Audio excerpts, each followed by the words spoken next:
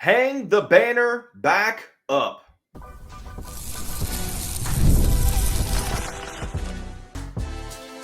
You are Locked On Louisville, your daily podcast on the Louisville Cardinals. Part of the Locked On Podcast Network, your team every day.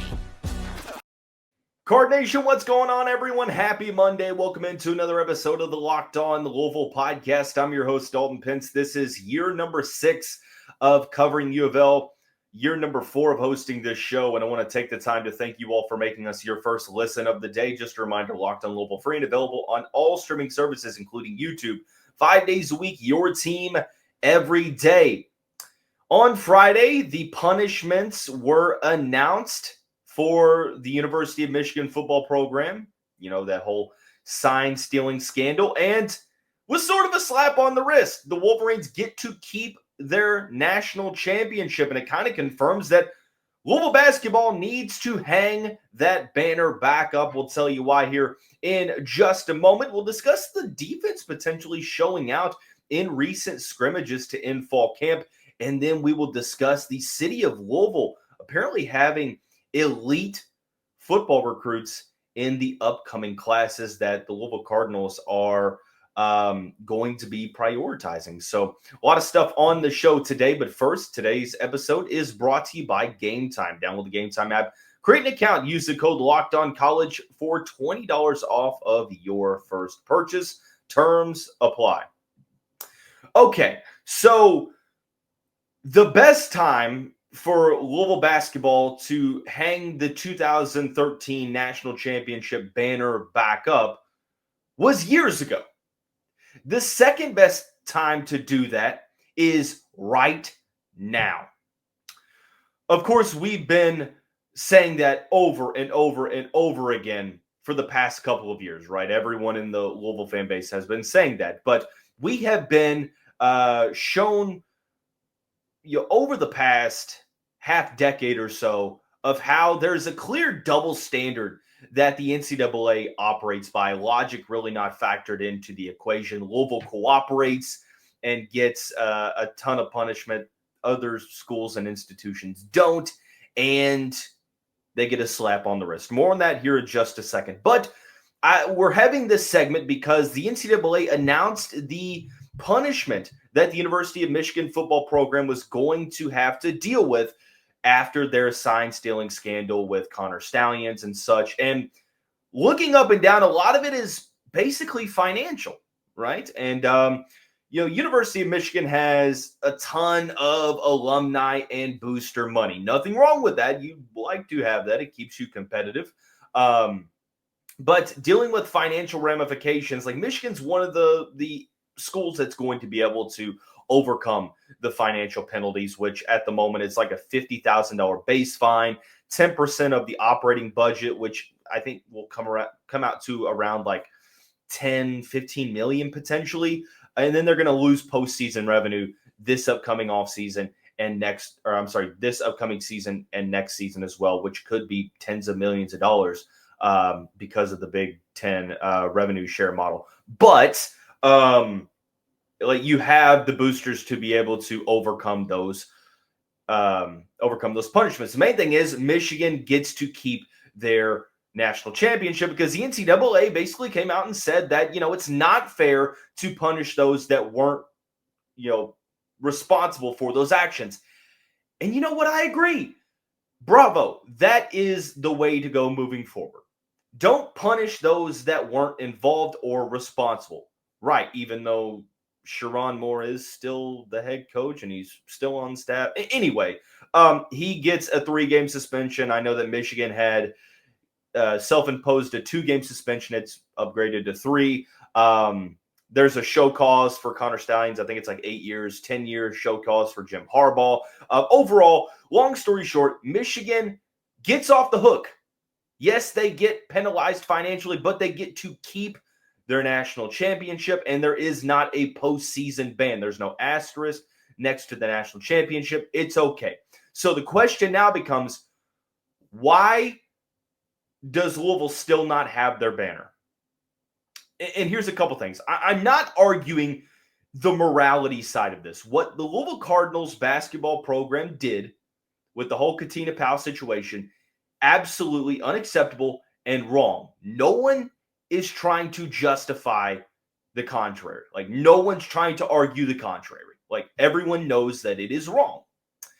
But it's the double standard and the lack of consistency with the NCAA.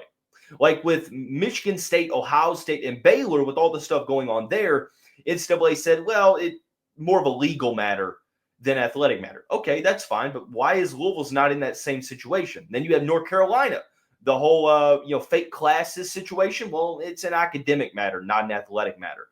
And what's actually funny is that Louisville was the school that really doubled down on cooperating with the NCAA.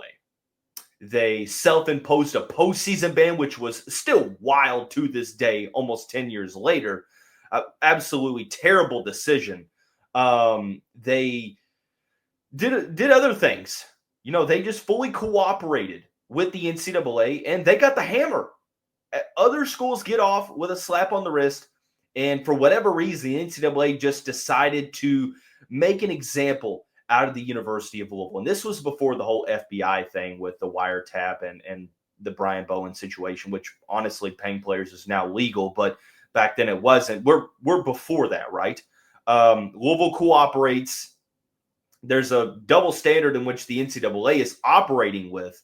And the only people now in 2025 that will tell you that that championship wasn't legit are either Michigan fans, which irony, holy irony right now.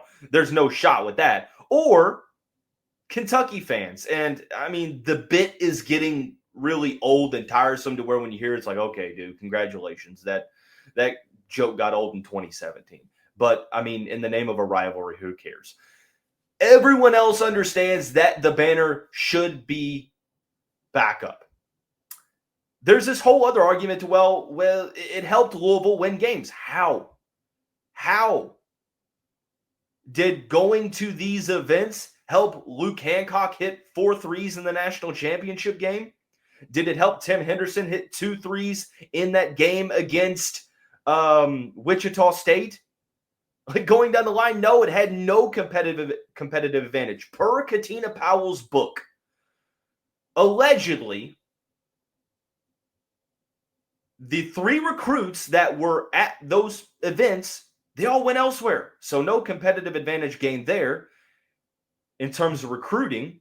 It's not helping you on the court. And allegedly, the other members that were there were either already on the team or signed to play. So it's not like you were trying to win over that recruitment. That's when national letters of intent meant something. And like, there's just no competitive advantage. Like, we're at the point now in 2025, and we've seen how the NCAA has operated over the past couple of years, and we've seen the decisions that they've made for other programs. And look, some of these decisions that we're seeing, they're just, they're righteous. I feel like they are respectable, appropriate punishments.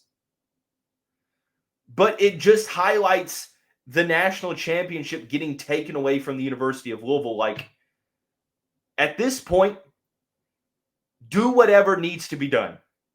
I don't care.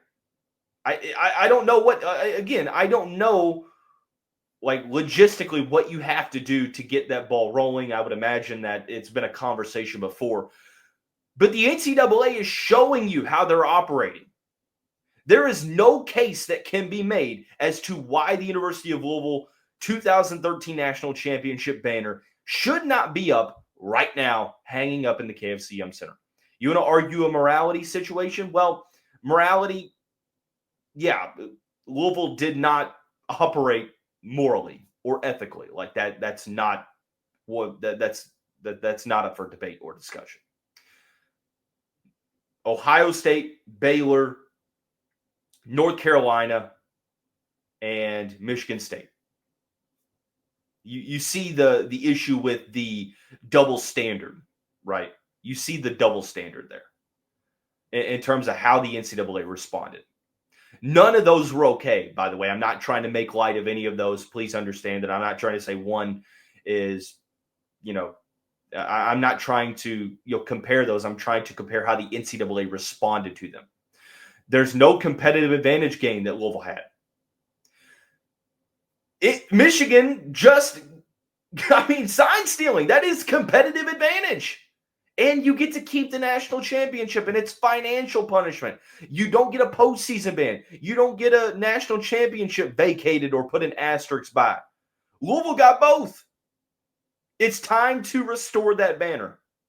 There's zero argument that you can make as to why the Cardinals should not do that tomorrow. I'm sorry, there's not. I promise I'm going to end this monologue and we're going to talk about, what's happening in the current sense. The football season is less than 2 weeks away when the Cardinals will kick off the season against Eastern Kentucky. And Jet Brom said something recently that kind of it caught my attention and gives me a little bit of encouragement going into the season. I'll tell you what that is when we come back on this Monday edition of the Locked On Louisville podcast. First, Card Nation, I want to take the time to tell you about our friends over at Drip Drop. If you're trying to stay on top of your routine, whether that's workouts, long days on campus, or staying focused through back-to-back classes, hydration is where it all starts, and that's where Drip Drop comes into play. Drip Drop is doctor-developed and scientifically proven for fast hydration. It uses the perfect balance of sodium electrolytes and glucose to help your body absorb fluids quickly, delivering 3 times the electrolytes and half the sugar of a leading sports drink. Look, I am currently on the shelf with a pretty bad high ankle sprain, but when I was training for my marathon, Drip Drop, it was a game changer for me because I've tried a lot of electrolyte powders, but nothing tastes as good or works as fast as Drip Drop did for me. So right now, Drip Drop is offering Locked On listeners 20% off your first order. Just head to dripdrop.com and use the promo code Locked On College. That's dripdrop.com with the promo code Locked On College for 20% off. Stock up now before the heat hits hard. As always, I want to take the time to thank you all for making us your first listen of the day. Just a reminder, Locked On Louisville free and available on all streaming services, including YouTube 5 days a week, your team every day. Be sure to hit that subscribe button on YouTube as we're continuing on the road to 5K subscribers. Every subscription matters a ton to me and does not go unappreciated. So, football is less than 2 weeks away for the Cardinals. It's less than 1 week away for the start of the season. Last Saturday was our last one without college football for a couple months, which is, that's just fantastic. But Louisville will kick off August 30th, hosting Eastern Kentucky. And fall camp is pretty much over with the scrimmage this past weekend. Jeff Brom made some comments basically surrounding the defense, and there's an article titled Louisville Defense Pleases Jeff Brom in Final Fall Camp Scrimmage by Jody Demling of Louisville's 24/7 Sports Cardinal Authority site. I think the first thing that I was kind of holding my breath on through fall camp, it's something that football is 100% contact, violent, physical sport, right? Injuries happen. The past 2 years, the Cardinals had sustained a major injury. MJ Griffin in 2023 missed the entire season. Colin Lacey in 2024 came back, but it was pretty clear that he wasn't 100%, and it ended up just kind of derailing his season to the point where he had to redshirt and come back this year. But to my knowledge, what I've seen late on August 17th when this is being recorded is that outside of maybe a couple guys getting banged up, Louisville seemed to have, knock on wood, escaped the major injury bug. And the longer that you can go without dealing with those injuries, the better, right? Because depth is sort of a question at certain positions this year, and it hadn't been in years past. And just any time that you can go through fall camp with no major injuries, that's key. And I know that Louisville will, with the start of classes today, just kind of ease the guys into practicing again, and then they'll get into game week protocol beginning next week when they're preparing for Eastern Kentucky. But the scrimmages have occurred, and we've talked about a scrimmage, I think, last week's show, and the final one was this past weekend, and Jeff Brom had some good things to say about his defense. He says, and I quote, "I think we really made some strides here lately, especially on defense.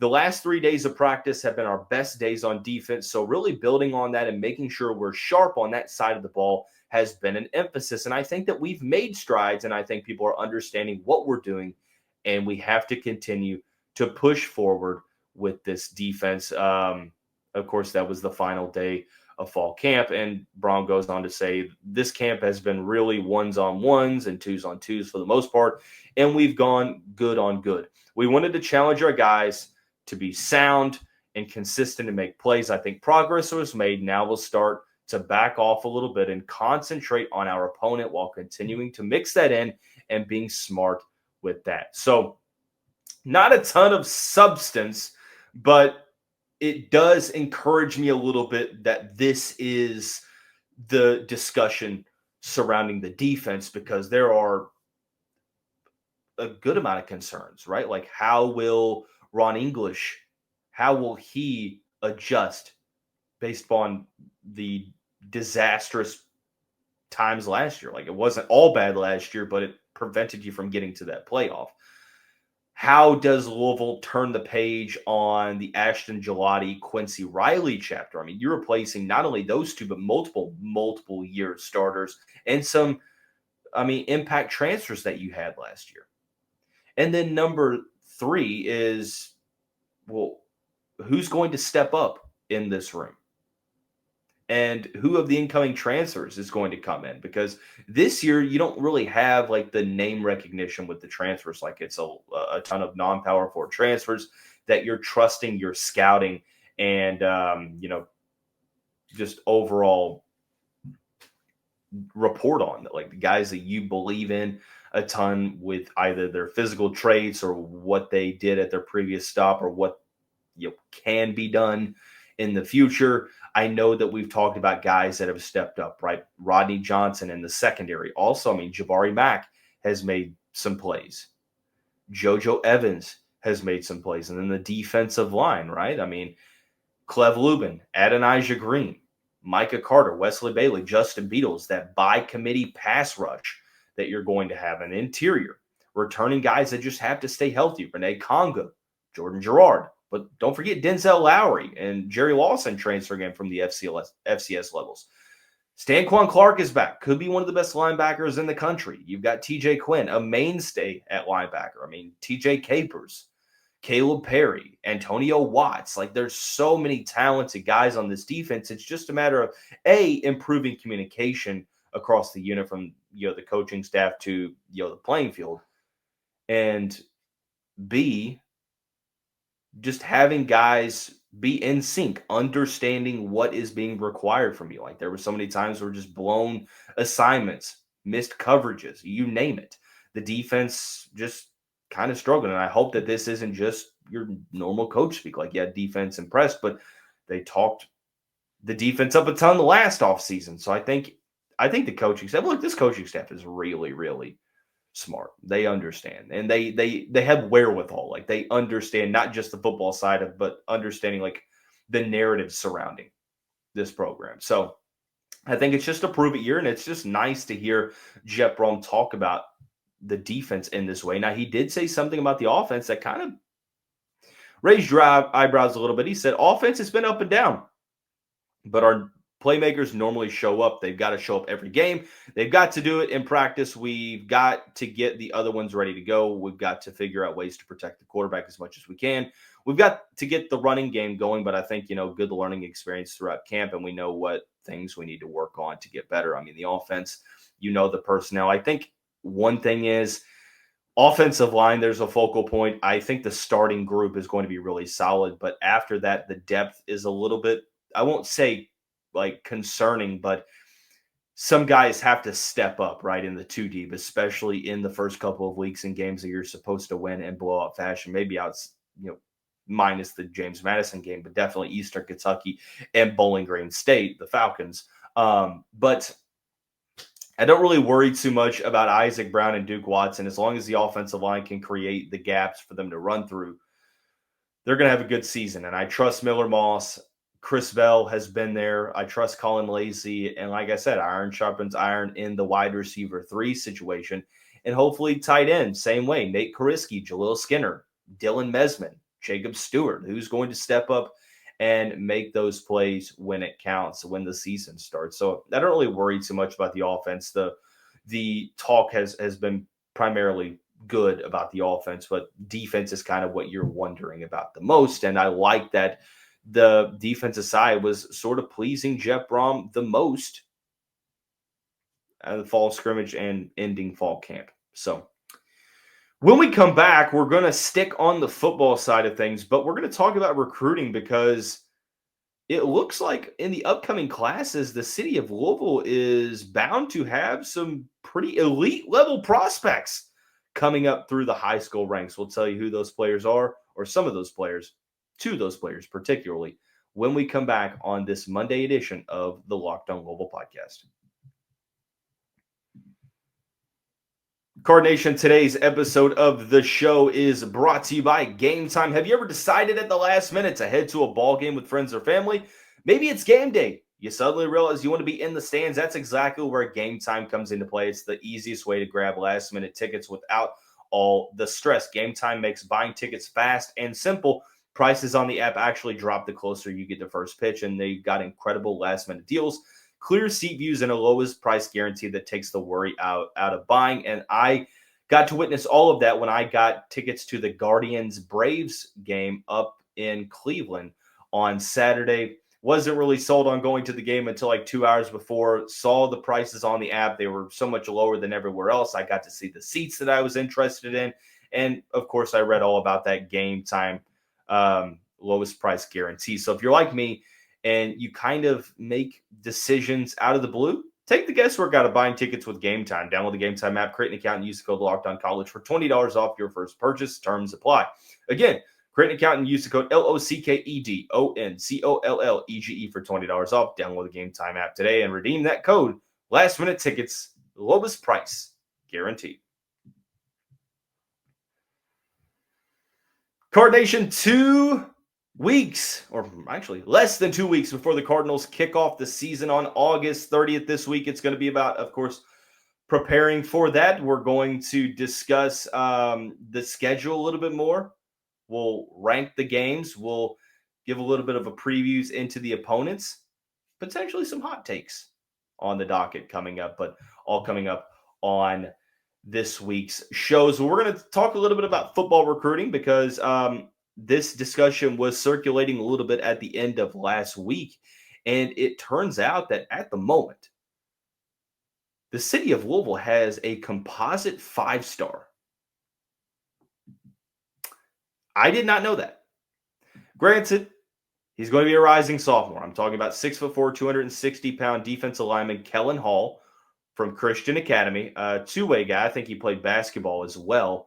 But he's ranked 22nd in the class, according to the 24/7 Sports Composite. That's a 5-star player, 99.16 ranking, number 1 player in the state of Kentucky, number 3 defensive lineman in the country. Now, yes, it's early. But if you're Louisville and you don't have like the name glamour of Alabama or Ohio State or these blue blood programs, like you have to bank on that relationship, like that hometown hero appeal. And the way that you start that is by showing this kid that he's a priority from day one. And he works out at the Aspirations Gym, which is led by Chris Vaughn, of course, which Louisville did not have much luck with Aspirations athletes before Jeff Brom came. And then, of course, that trend reversed a little bit. And now it is in full swing with Vince Morrow now a part of the Louisville football program. So you're going to have a good chance. Kellan Hall, 5-star prospect. I mean, when's the last time that Louisville had a 5-star prospect? Go back to Bush and Brom back in the early 2000s. Maybe I'm missing somebody along the way. Like, I don't think that James Quick was ranked quite that high. I think he was in the top 100, but not quite that high. Like Keontae Goodwin, maybe. But, I mean, he kind of bounced around from school to school, and I don't think he played all of his high school ball in Louisville. And I hope that, Kellan Hall and this other player that we're going to talk about here in just a second, I hope that they don't end up going to an academy team like IMG or one of these other big-time schools, because you need to have every local advantage as you can. And, I mean, 5-star football players not really the caliber of recruit that Louisville's had a ton of success with ever in my life, or probably ever in the program history. But I mean, this could be like one of those special situations, and I'm hoping that it is, and hoping that Louisville can really stay involved. Because at the moment, I mean, you look at this guy's offers, Alabama, Georgia, you can really stop there with all of the Ohio State, Tennessee, Oklahoma. Gosh, the list goes on. Gabe Brooks, 24/7 Sports scouting analyst, said he's a major talent with impressive catalog of two-way experience, physical tools, athleticism, football pedigree, and multiple sport background. Can play multiple spots on the defensive line, but also on the offensive line as well. So, I mean, this is a guy that, I mean, could be like a day one starter for the Cardinals. Of course, maturity factors into that equation, especially in the trenches, but he could be a complete game changer early on. And another player who's not really ranked at the moment, he's in the 2027 class, so he's going to be a rising junior, but he also plays for Christian Academy.